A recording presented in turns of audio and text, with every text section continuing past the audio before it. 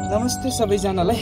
सधैँ जसो हामी बारबिक्यू राख्ने गर्थ्यौँ र आज धेरै समयपछि हामी फेरि आएका छौँ र यो लगभग यो सालको अन्तिम बारबिक्यू हो।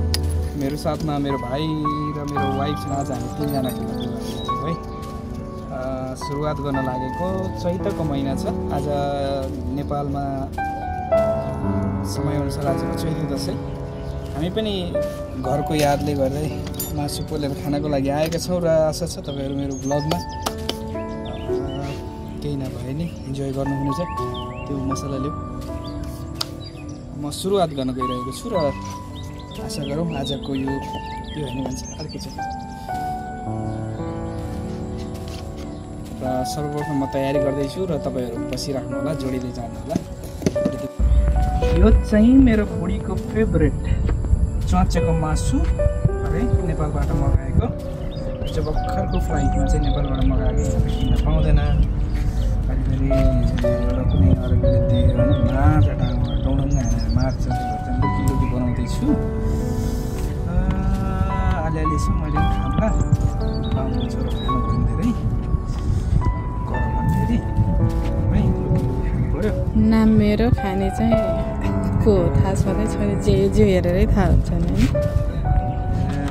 यहाँ चाहिँ चिकन बनाउँदैछु। ढिलो नहतारिकन पाकोस्, आरामले पाकोस् भन्ने है। यस्ता खाएर है त।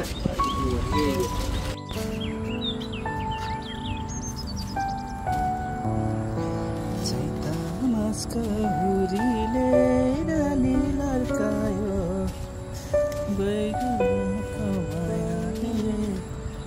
छाती चर्कायो। त्यहाँ पर दुईजना जनताहरू हङ्ग परेपछि भोकले पात्यो। न भात छ न केही छ बिहानबाट ले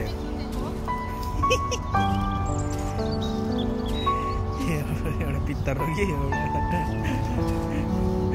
भोकन त्यही।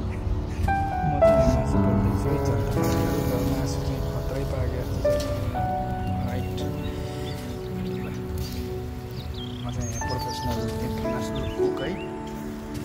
धन्यवाद। आहा नि कस्तो दामी भएर पाकेछ यार। ओहो खानु पर्ला आएको छ हौ। आज मासु छोडौँ भनेको यस्तो मिठो बनाएर कसरी छोड्ने? आज खाएर भोलिबाट छोड्नु पर्ला है।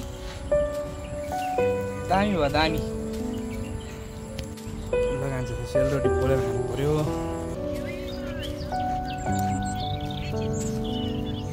सेलरोटी तातो तातो बनाएर मन तातो बनाएर खानुको मजै अर्कै हुन्छ।